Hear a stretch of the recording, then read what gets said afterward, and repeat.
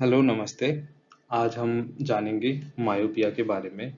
ये टॉपिक जो है बहुत इम्पोर्टेंट है एएनएम के हिसाब से, एएनएम के हिसाब से, जीएनएम के हिसाब से और बीएससी नर्सिंग के हिसाब से।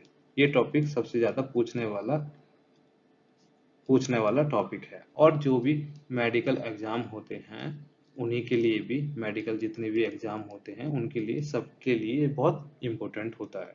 ठीक है, स्टार्ट करते हैं। मायोपिया क्या होता है? नियर साइटेडनेस को बोलते हैं।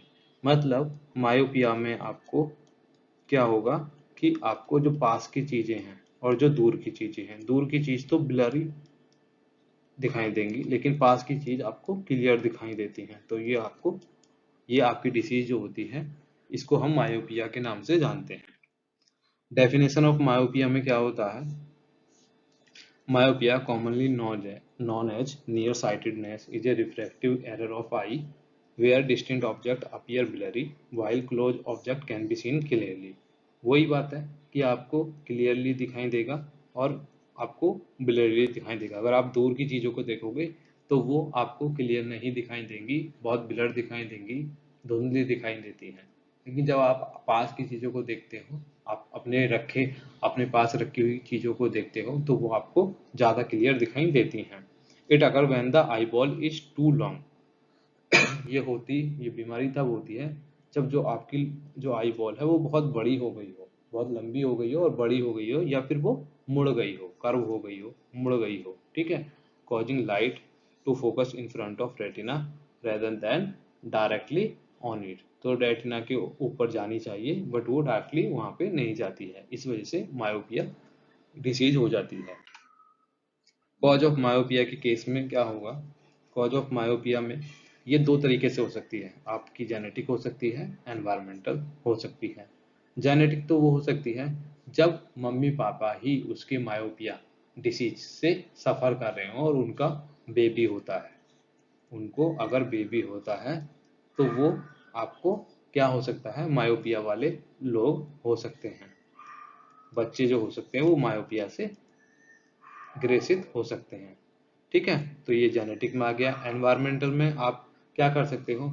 जैसे कोई इंसान ज़्यादा पढ़ता है या फिर कंप्यूटर ज़्यादा यूज करता है, उसकी स्क्रीन को देखता रहता है, या फिर वो घर में ही रहता है, लिमिटेड आउटडोर टाइम, उसके पास टाइम ही नहीं होता बाहर जाने के लिए या घूमने के लिए, इस वजह से भी मायोपिया हो सकता है। Certain lifestyle factor may be also contribute to the development of myopia।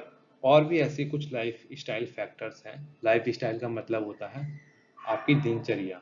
हो सकता है आप अल्कोहल ले रहे हो सकता है आप स्मोकिंग ज़्यादा कर रहे हो, तो उस वजह से भी मायोपिया देखी गई है।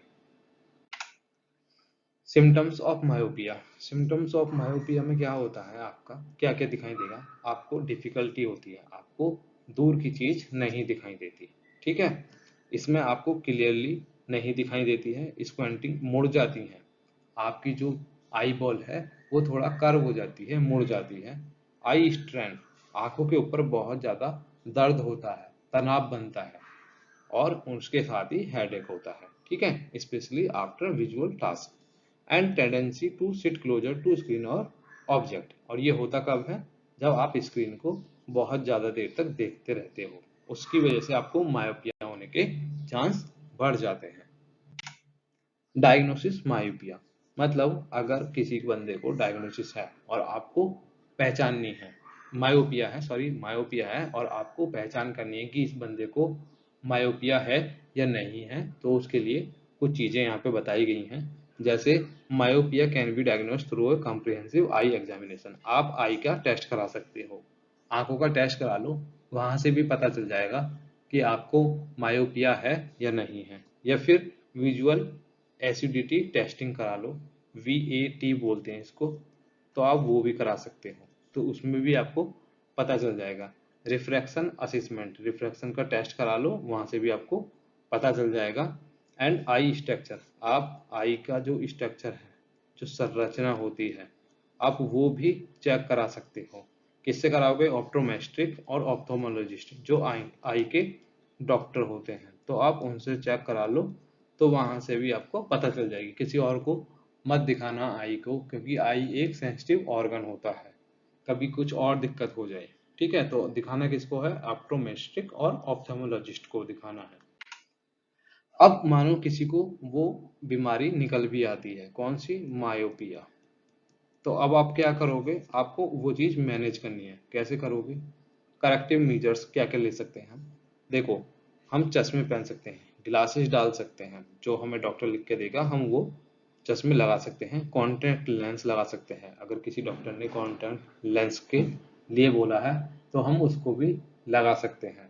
और क्या कर सकते हैं? अदर ऑप्शन है, ऑर्थोकेरेटोलॉजी का भी यूज कर सकते हैं। कैसे? कॉर्नियल रीशेपिंग लेंसेज, जो कॉर्निया अगर मुड़ गई है तो उसको हम रीशेप करा सकते हैं, वापस से हम उसकी रीशेपिंग करा सकते हैं। ठीक है, वापस से उसकी पहले वाली शेप में हम उसको लेके आ सकते हैं। या फिर एक मेडिकेशन आती है एट्रोपिन, एट्रोपिन की ड्रॉप डाल सकते हैं हम, और लाइफ स्टाइल में मॉडिफिकेशन कर सकते हैं। लाइफ स्टाइल को हम थोड़ा सा चेंज करेंगे। जैसे अगर कोई इंसान 10 से 12 घंटे बैठ रहा पढ़ने के लिए, तो हो सकता है उसको बोलो कि तुम 2 घंटे पढ़ा करो। और ये सबसे ज्यादा चिल्ड्रन में आपको देखने मिल रही है अभी के लिए। कॉम्प्लिकेशन ऑफ मायोपिया, उसमें क्या क्या होता है? कॉम्प्लिकेशन, रेटिनल डिटैचमेंट हो जाता है, मैकुलर डिजेनरेशन हो सकता है, ग्लूकोमा हो सकता है, कैटरैक्ट हो सकता है, जिसकी वजह से आंखों से दिखाई देना बंद हो जाएगा। ठीक है, तो कॉम्प्लिकेशन ये इसमें आती है। ठीक है, प्रिवेंटिव मायोपिया, अगर आपको मायोपिया से बचना है, अगर किसी को हो गया तो कैसे बचेंगे?